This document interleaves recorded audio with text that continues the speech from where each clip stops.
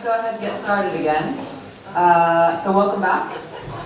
We're ready for your next panel. So after lunch now, we're going to kick off the afternoon with the panel chaired by Robert Moore. Robert is ASSAP's UFO coordinator, and he was the mastermind behind ASSAP's successful Seriously Unidentified conference. Some of you may have joined us for that last year. That was very successful. Robert will be joined today by experiencer of note Sasha Claire Christie, and some faces you've already seen this weekend. Lembit Obik, Tony Eccles, and Chris French, who is he meant to join us? Very possibly. So we'll see if Chris joins us. If he does, good. If not, these guys will cover it. Okay. So this panel is going to be asking the question: are UFOs different from other anomalous phenomena? I'm sure they'll be able to tell us a lot about that. So we will go ahead and get started, and I'll hand over to Robert. Hello everybody. Right.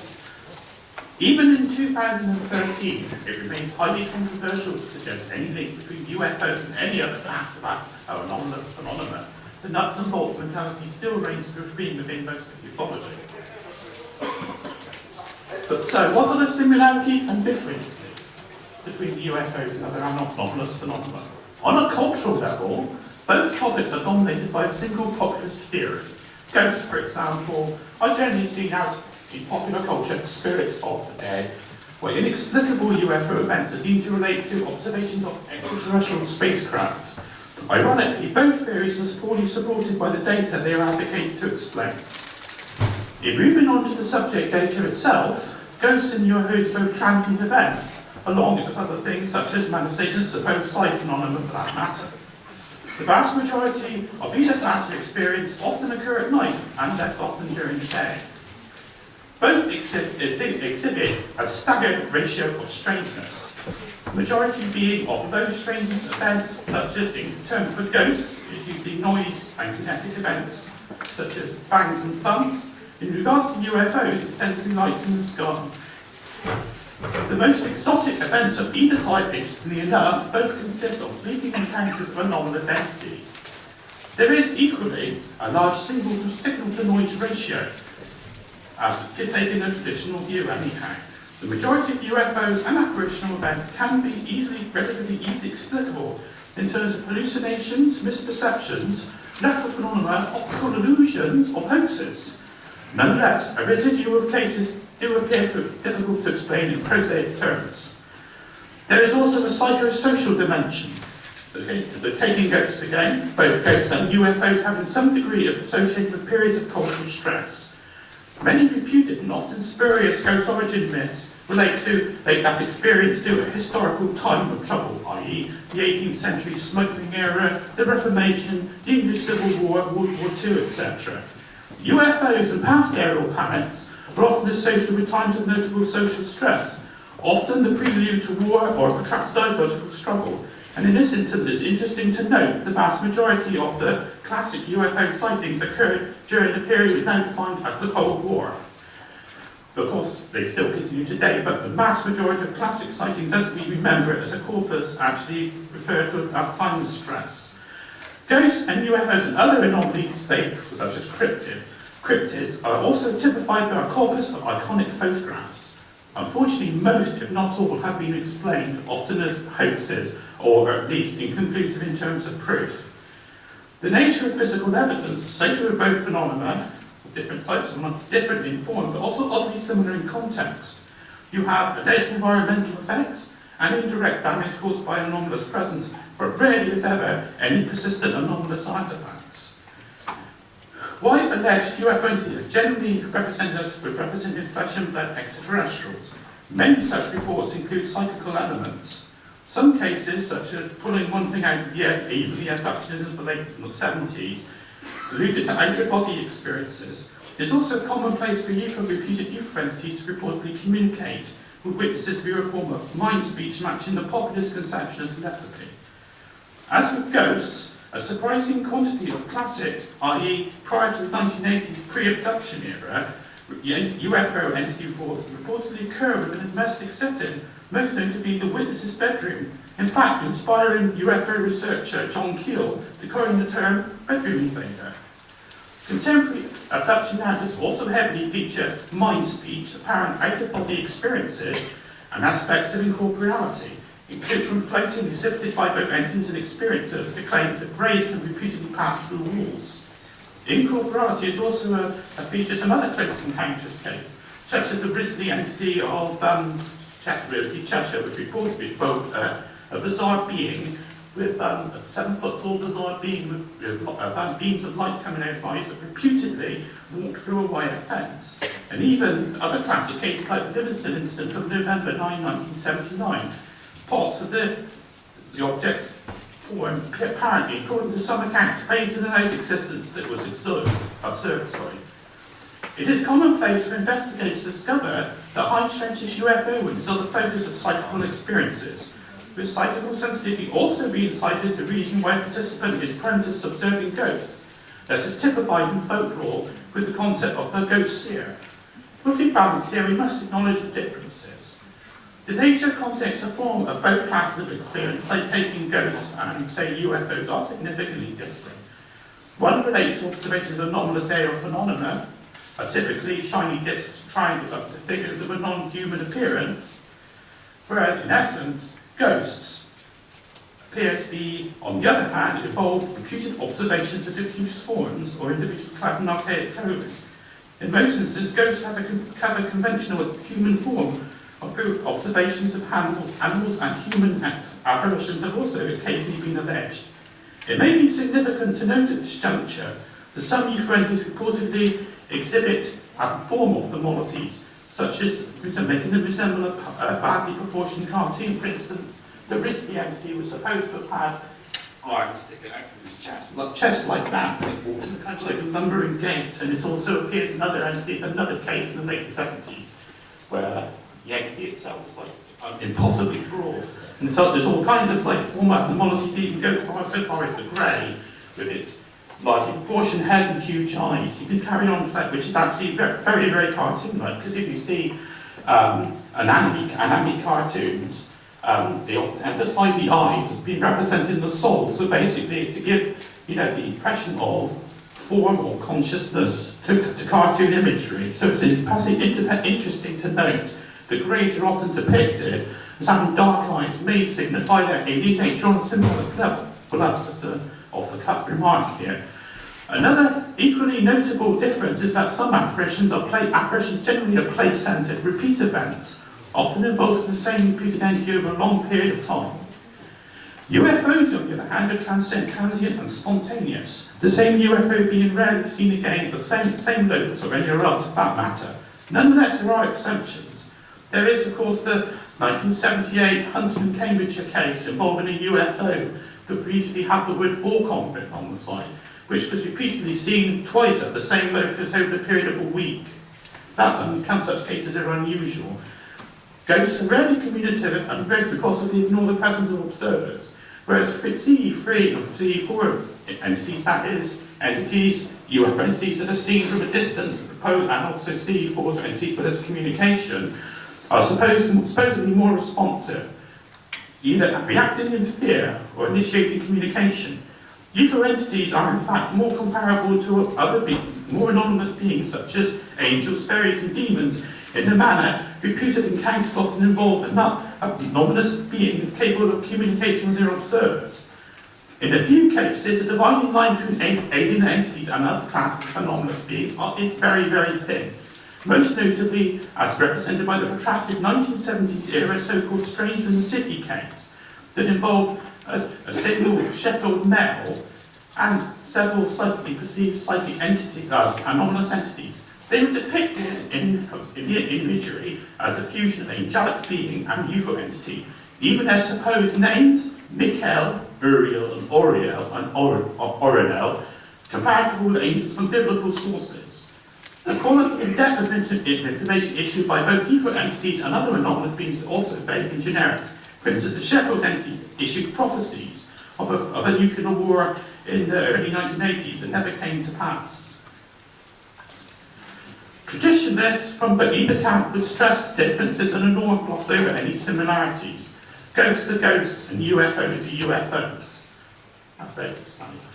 An ETH advocate may equally suggest psi manifestations associated with UFO entities indicate they have access to highly developed mental sciences, an idea hankering back to the concept of psychic powers promoted by 30 sci-fi pulp editors such as John Campbell. Skeptics would say similarities are the result of both phenomena having a subjective component, sharing similar or same prosaic cognitive and perceptual processes. This is especially so for events occurring in a domestic context, which are only potentially explicable as hypnopompic, hypnagogic hallucinations. It is tempting to infer that some apparitional UFO events are perceived subjectively, explaining both the poor quality of physical evidence and their similarities. Of course, it may well be, as Alan Henry proposed back in the late 1970s, that currently explicable UFO reports, like explicable reports, are generated by different causative factors. UFO events with attributes comparable to apparitions may represent one such specific genus. Acknowledging such links, whatever their cause, may lead to a better understanding of their nature. Right, I've now put some questions to the panels we've done with the other previous panels. I'd like to give them the question, the first factor. Does anyone on the panel wish to add anything to the overview that I've said so far?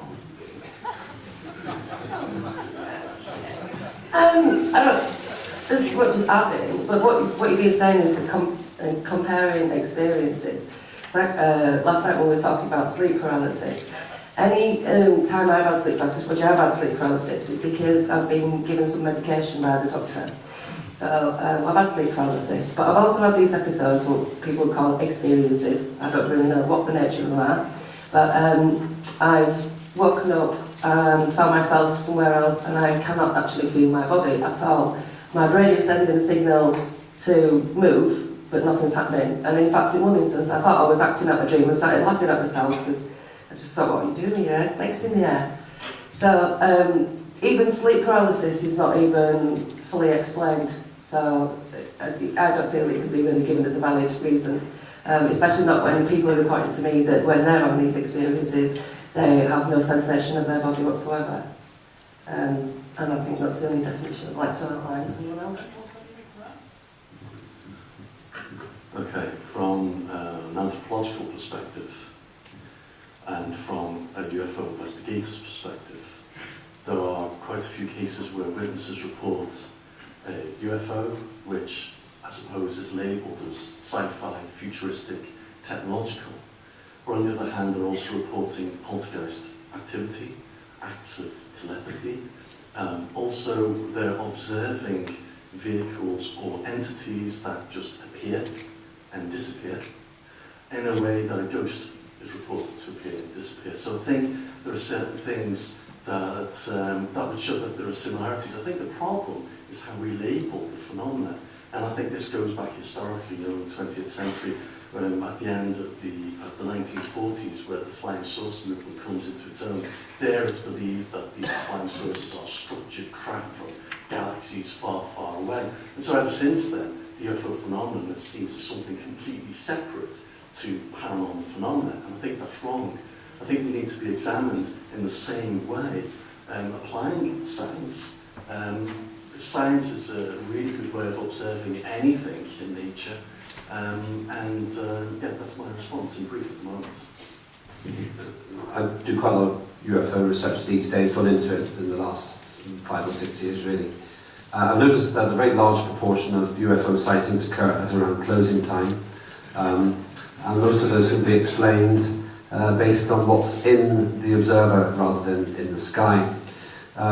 My judgment is, just one short point now, and then let's get on with the session. My judgment is that it's unquestionable that there's other intelligent life in the universe. It just beggars belief to me. In fact, it's crassly arrogant, as arrogant as believing the Earth is at the centre of the universe, to think that there isn't a single other planet anywhere amongst the 6 trillion planets in our galaxy alone that aren't sufficiently supportive of life to enable it to happen. So therefore I work on the assumption, number 1, that we're not alone, number 2, that there is intelligent life. The simple point is, it's equally unlikely that that intelligent life is at exactly the same phase in its development as us. It could have achieved our level of sentience 1 billion years ago. Well, if one believes that there is an extrasensory phenomenon, then it's quite possible that has evolved way past what we, in our fledgling point of sentience, can experience. Then it's a simple matter to assume that they would be able to use it in a different way, the way we can't even imagine. And then the kind of things that you've just said make perfect sense. Just very briefly before I pass to Chris, is that I think what you've mentioned there is this arrogance in assuming that there isn't life out there. We know that there's, I think it's ignorant to say that there isn't life out there, but it's demonstrating how extraterrestrials are visiting us. There's little evidence to that, but if there is a communication, then surely we need to try and find a way of establishing that that's happening. We've got no way of doing that. Yeah, I mean, just to kind of comment on some of those things that have been said. I mean, although I personally am very, very doubtful that the Earth is being visited by extraterrestrials, I don't. If I had to bet, I would very much bet that yes, there is life out there, and almost certainly if there's life out there, there's going to be intelligent life out there. That is a different question as to whether or not the Earth is currently being visited by ET. And it's the direct evidence relating to the latter that I tend to be doubtful about. I mean, I think that there is definite kind of overlap in terms of the unusual experiences that people have. I mean, just to take sleep paralysis as one example, and I don't think it's, as we were talking the other night, I don't think it kind of provides an explanation for all UFO abduction claims. And I think a one-size-fits-all type approach is never going to work. We're dealing with a very complex phenomenon here. But certainly some cases can be explained in terms of people who've experienced sleep paralysis, then read the UFO literature, where they've been told that if you've had these episodes, which may not have involved any aliens whatsoever, but they've been told you've had this frightening experience, this is an indication that you have been abducted by aliens, and they then may seek out the services of a hypnotist to get regression. And basically with hypnotic regression, it's not a magical key for unlocking hidden or repressed memories. It's a very, very good way to generate false memories. You tend to get what you expect to get. If you go in there expecting to find that you've been abducted by aliens, there's a good chance that's what you'll appear to remember. If you go in there thinking that your current problems are because you were Mary Queen of Scots in a previous life, that's what you'll get. If you go in there thinking that your current problems are down to being a victim of a satanic cult during your childhood, that's what you'll get. So again, I think we'd all be very dubious about those kinds of abuses of hypnosis, and that will account for lots of cases. It certainly doesn't account for all of them. Right, the next question I'm going to put to the panel is what classes, in their view, what classes of anomalous phenomena are most comparable, or not one, or relevant to events labelled press currently as UFO incidents? Who'd like to comment on that? I mean, again, going back to kind of close encounters of the first kind, second kind, third kind, and so on, I mean, there are different kinds of psychological factors that are involved in each. And, I mean, if we're talking about sightings, then I think there's a lot of overlap there. In terms, I mean, the important factor there from a psychological point of view is the unreliability of eyewitness testimony. And that would also relate to claims in cryptozoology and various other kind of anomalous experiences. If you're talking about abduction claims, then other factors come into play. I mean, as I just said, I think a lot of abduction claims can certainly be explained in terms of being false memories. In that case, there's a definite kind of overlap with claims of past life regression. You know, we're dealing with the same kind of psychological mechanisms. So I think, you know, it pays to just trying to think of all the different psychological factors that can come into play, and particularly with the UFO abduction type experiences or contact experiences. They are very, very rich and complex. Well, I'll relate my first encounter, 1997, on a hilltop in Wales, 2 miles from Berwyn. Group of us, 4 adults, 2 children, and I was upstairs, Steve was outside, he shouted me outside, pointed off into the far distance, I could see nothing, and he was telling me that there was a light, and I couldn't see it. And then eventually I spotted it, and it was moving off to our right when it stopped. And then it zigzagged and positioned itself right to be over the top of us. At some point, unbeknown to us, wherever, I can assume a lot, that this sphere that was on the floor behind us had come out of this other one, but I can't say that for sure because I didn't actually see that happen.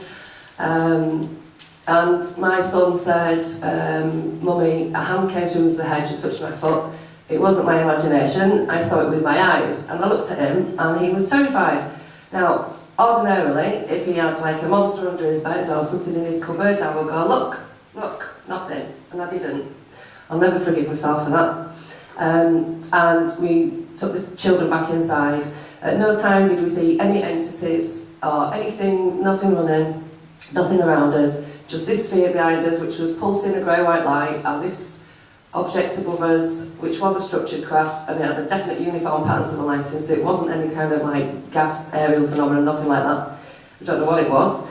And then everybody just started being normal, like Steve started washing up, John and Danny started watching the TV, the kids started playing, and I was the only one who was like going... So I went back outside by myself. Nobody tried to stop me, nobody thought it was a bad idea, not even me. And I went and stood directly underneath it. Now, at some point, maybe a minute later, I had some running feet. It could have been the children, it could have been an animal, it could have been anything, I don't know what it was, because I didn't see anything. I just ran, and it had bumped into my back, and I couldn't see when I was running, and I know what a blind panic is. I don't know what had gone on, I don't know what was flying it, I don't know what was in the machine. I could make any story up that I wanted to, but I'm not going to because I don't have the facts in front of me, and I would be lying. And then there's other instances when I've seen them with friends, and they've been in the sky, and I've gone, look at that, and they're watching it, and it's moving about like this, and then blink, gone, just like a ghost, which I have seen. About 5 years ago at Castle, I saw a woman walk under a bridge, under an archway, sorry, and as soon as I saw her, blink, she's gone. And they're as elusive as that, are these experiences. And people say they're aliens, it's interdimensionals, it's DMT, it's blah blah blah. Well, you know, when you, like Chris said, you take each case individually, you can say, well, that was definitely sleep paralysis, that was definitely this, that was definitely that. But then, you know, it just seems to repeat itself over and over and over in my life.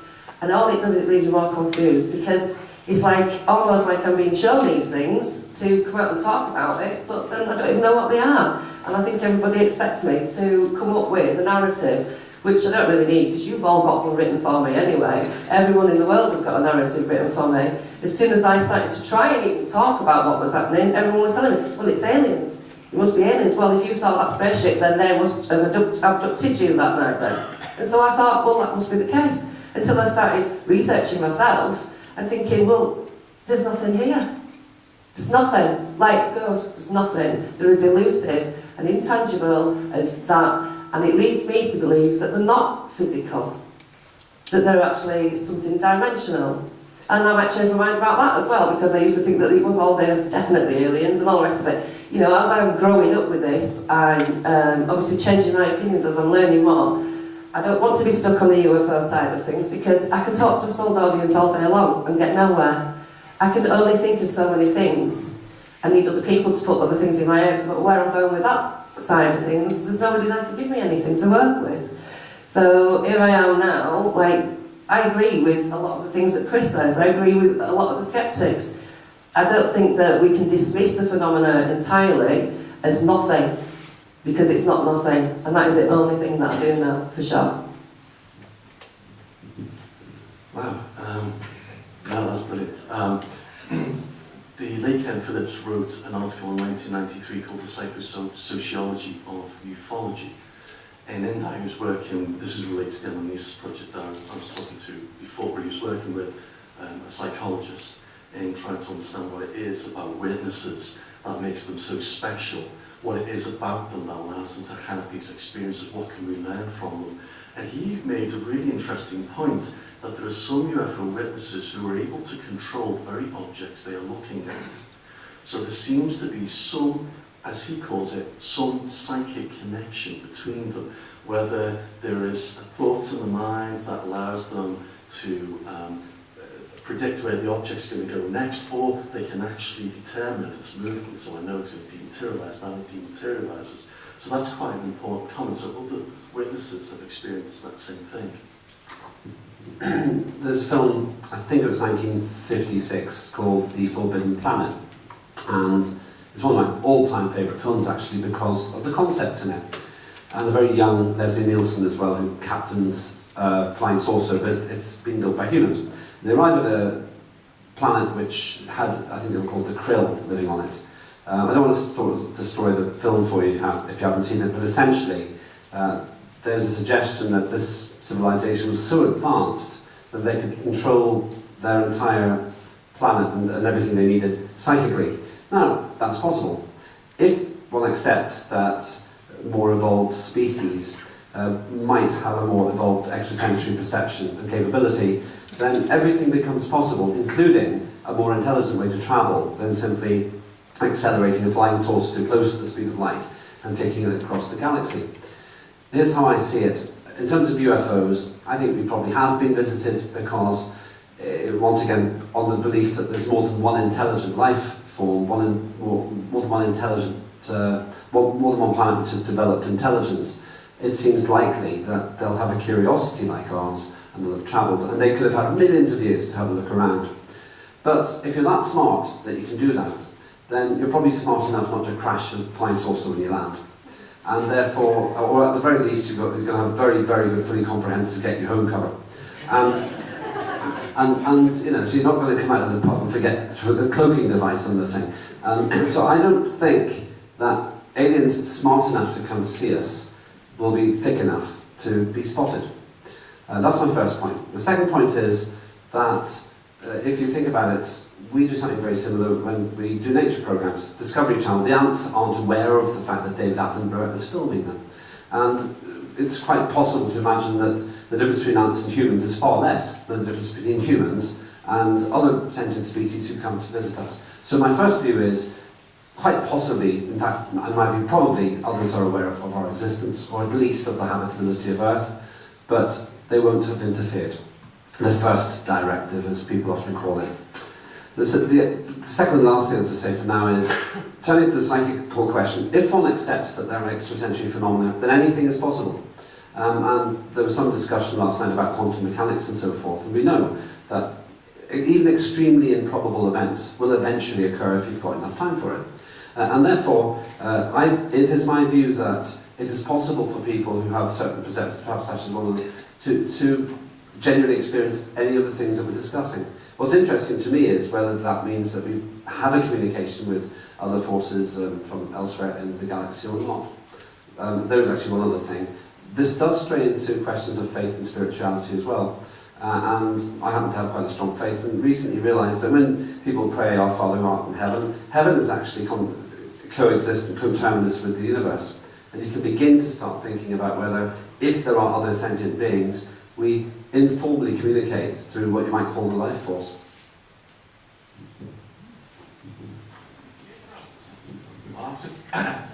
Right. I'll answer now another question. To what extent do psychosocial and cultural factors play in defining the boundaries between anomalous phenomena? Definitely hugely important. I mean, regardless of which particular type of anomalous phenomenon you're talking about. If we take ghosts, for example, we've heard a lot about it this weekend, we've all got kind of current, more or less shared idea of what ghosts are supposed to be, whether we believe in them or not. But you look back historically, and other cultures had vastly different views of the nature of ghosts. And the kind of, presumably, the anomalous experiences that people have are going to be shaped by their general culture. I mean, other examples would include near-death experiences.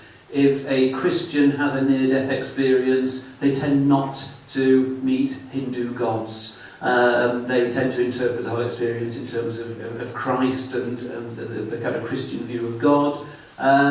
So you can get these kind of situations where you get the same core experience, but it's interpreted through this kind of cultural overlay. And I mean, for me, that's a kind of very strong argument against, say, the existence of ghosts. If ghosts really existed, presumably they reflect some kind of eternal afterlife that wouldn't change through the ages, whereas you look back historically and you find that there are such changes. I get asked a lot, why don't we have any black abductees? Why aren't there any black people from different cultures coming forwards? Why are all the Muslims? Well, I say, as far as, say, of Muslim women coming forward and saying that they're having experiences which, like you say, would be with the jinn, in certain countries they would be stoned to death for that, they would be murdered, and they would be rejected by family members in this country because they still have the same cultural values. When it comes to African people, black people, all those different cultures, they just accept it. It's nothing unusual to them, it's a way of life. It is all the same thing, and it's all coming from the same place, and the place you come from, you go back to, whatever, it's no big deal. They just accept it, and it's just part of their culture. We're the ones that seem to be the most uptight about it, because we're all control freaks.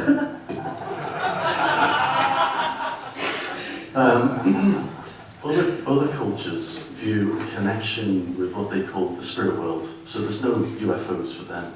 There are no alien beings for them. It is a deep-rooted connection with their ancestors.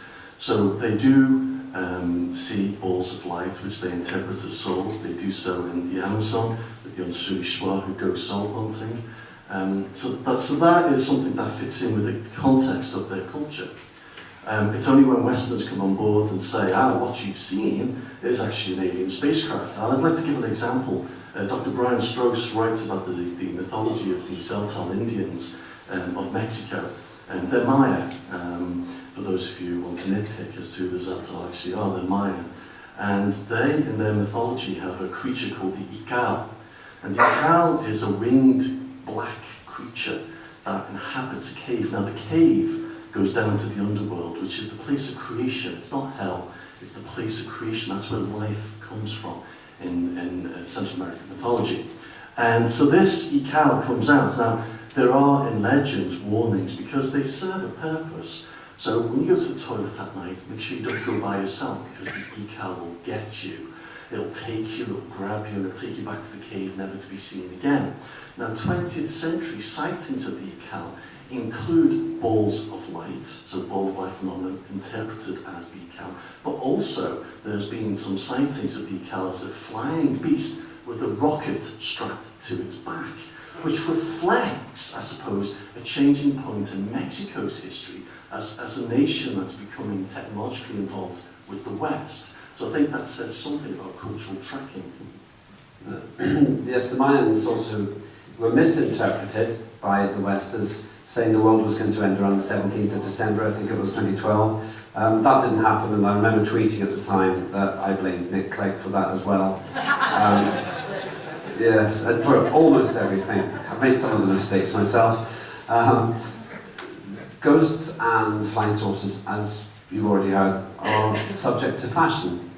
And the whole UFO phenomenon, as has been, as Mr. Moore's already suggested, has been associated with cultural fears of annihilation. On the 7th of January 1948, Captain Mantle flew his propeller aircraft, a Mustang P-51, very high, and there was a big debate about whether he'd been shot down by some flying saucer that he was allegedly chasing.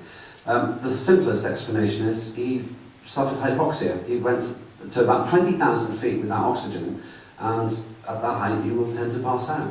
So there's a much simpler explanation, but the world had just experienced a world war, nuclear weapons were on the agenda, and the Cold War was entering a new darkness. So the UFO phenomenon was an allegory, a reflection of the political fears that people had that we would annihilate ourselves. A point made extremely clearly in a film called The Day the Earth Stood Still, the original version, not the very poor remake, with Keanu Reeves in it, that's right.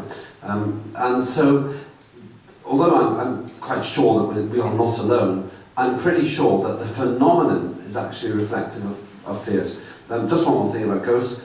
I am less concerned, Chris, about the fact that ghosts tend to reflect contemporary culture because by definition you influence what you observe. We know that from science. And so it could be that spirits, apparitions are interpreted, as you yourself pointed out earlier on, exactly according to the cues which we give ourselves. And if that's the case, then that's less of an anomaly than the existence of the phenomena themselves.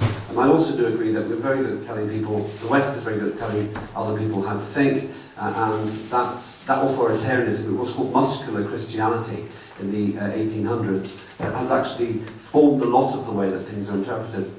And interestingly enough, the Nazi symbol appears in a lot of different cultures, and actually it could be, there was a kind of a four-tailed comet at one point which was seen from around the world. And so other phenomena like that can sometimes make a difference too. There was an asteroid, a very large object, probably about 40 meters across, that bounced off the into the atmosphere and out again over New Mexico. It was filmed, in fact. If that had happened 2,000 years ago, it's easy to see how that could have become a god mythology. Because it did happen, and we as human beings always try to explain things, and if all else fails, then we will evoke either a fiction or the best guess that we can do. And from that, it's easy to see how some of these phenomena and legends arise.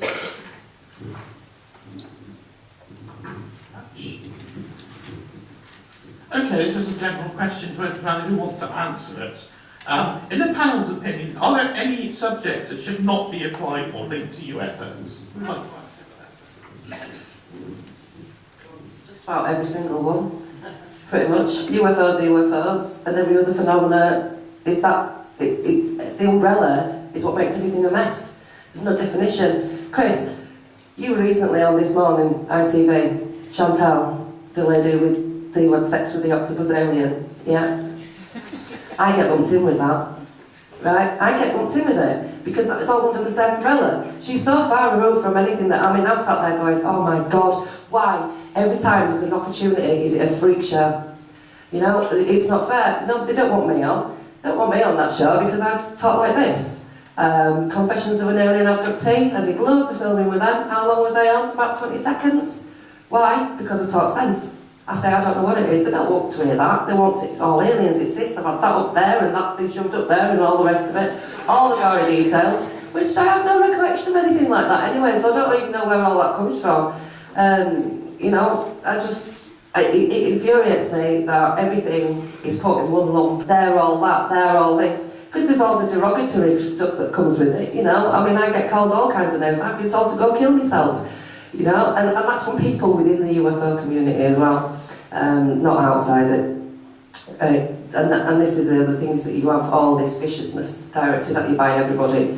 Even if you say, look, I don't know what it is. I mean, I should know. I'm being told it should be this, etc. And until we get some definition, like the sleep paralysis thing, that needs to be fully biological, the mechanism of it needs to be understood, so that when people come to me and I say, well, that is definitely sleep paralysis, but I don't know what that is. This is definitely that. But we need definitions. It's okay being told, say, last year I was told my subjective need to see UFOs makes my camera take photographs of them.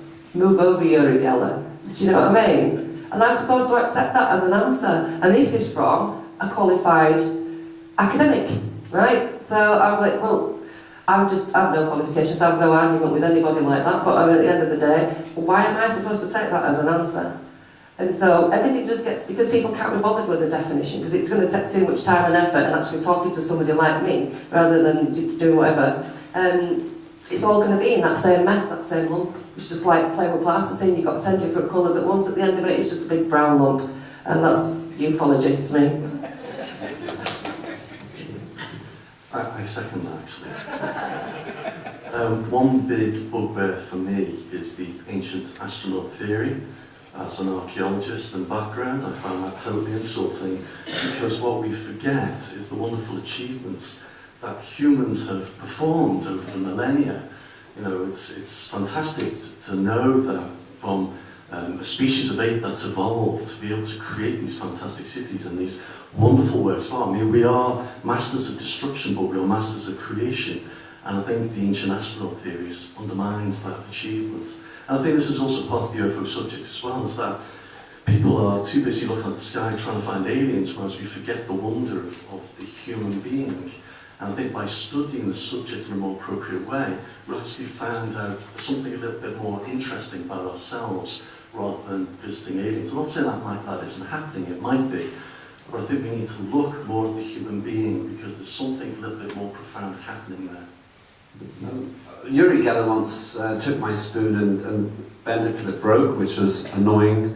I also think that we tend to run away from our earthly terrestrial problems by either imagining Armageddon from aliens or our salvation from aliens, because it's easier than sorting out our mortgage. I, for one, would like the Baker Street Barclays to be incinerated by UFOs as long as all of my mortgage details are held there. That's not going to happen. In an ironic kind of way, though, everything is connected. The grand unified theory, which we haven't come up with yet for physics, suggests, in simple terms, that one formula can kind of explain everything. It's more complicated than that, but essentially it does suggest that. I suspect that there is some kind of a fundamental universal truth. Maybe it ties in a little bit with my faith, but we're nowhere near it yet. Human beings have got nowhere near that. Maybe Buddhists have got a bit closer. In the meantime, it's much more useful for us to conduct our analysis or investigation of the world about us by categorizing things in a logical way. So I think it's relevant to look at things like the Drake equation, an equation which is trying to work out whether we're alone or not, to look at evidence of alien visitations or not, to try and speculate what other kind of life forms might exist, though it's probably beyond our imagination to do that very effectively. And then also to look at paranormal phenomena as a separate category, but then see if there are those overlaps, as others have suggested before as well. My advice, therefore, is that it is appropriate, and it's legitimate for some people to study UFOs, other people to study the history of faith and religion, other people to study ghosts. And when the overlaps come over, we just have to be open-minded. That's actually one of the strengths of ASSAP. I think another thing that we tend to do as well is we externalise everything. We don't think that we can generate these things ourselves. Say with ancient aliens, like you say, the old cultures, it must come from somewhere else because we can't even do that now. What does that tell you about the human race? We're going backwards. Just share a little comment. You made a comment about cameras. There was a lovely cartoon in Private Eye this week. Couple standing there, there's UFO, flying saucer in front of them, and he says to her, "Quick, run inside and fetch me my worst camera." Okay, right, coming to a close now. Does anybody like to ask any questions before we conclude the session? Okay then. Okay, just come now. The gentleman over there, please. Up there.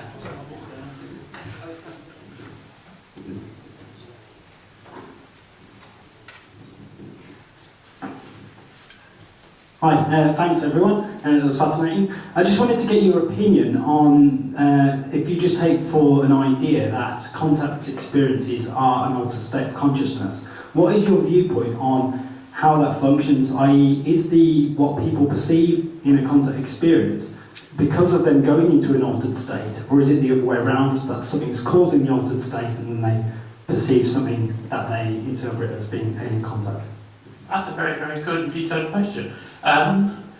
It seems to be 50-50, really, doesn't it? Because the altered state sometimes triggers developmental changes, the cognitive changes in the UFO witnesses, but on the other hand, it doesn't. So, anybody else want to answer this question? Anything to add?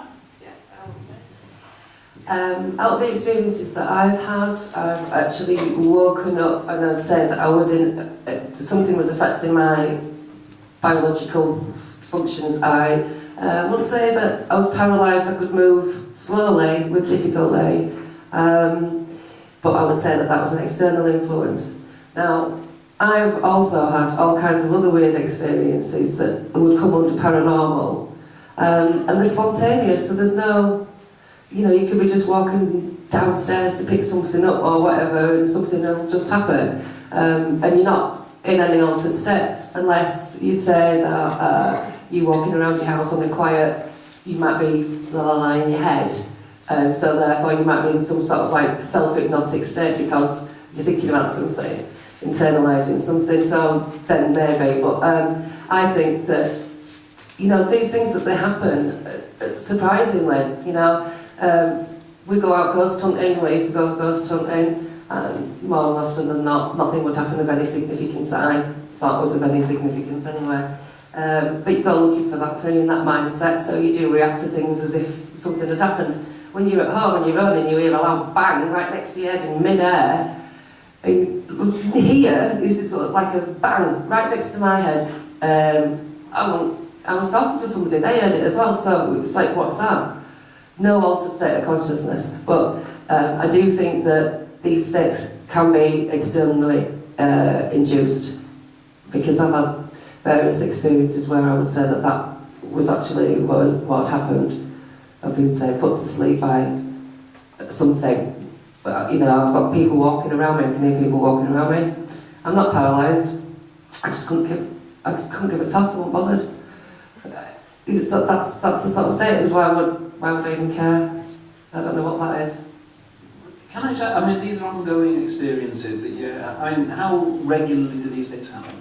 Well, I haven't had anything since about 16th of March, year before last, so it's not that regular. But I will have quirky little things that'll happen that I don't really pay attention to anymore, because it's, you know, I just think, well, I don't know what that is. I'm never going to find out. What's the point in wasting time?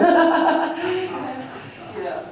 Well, I was just about to suggest a kind of research project for ASSAP, just put loads of cameras and recorders in your house, 24/7, and then we'll get some answers. If it was that far, I'd go on Big Brother. Just to have a break, at least. Andrew, that's a very difficult question to answer. The bedtime encounters, you can see the obvious connection to an altered state of consciousness, whereby when someone's in a car driving at night, like one of the witnesses I interviewed who's on the M53 driving into Liverpool, and saw what he thought in the distance was the Tower Restaurant, which is a very strange structure in Liverpool. If you can imagine, it's like a pole with a ridge at the end of it, and it used to revolve as a restaurant until they realised it was quite a dangerous thing to do. But Radio City's up there now, and he thought that that's what it was until it started coming closer.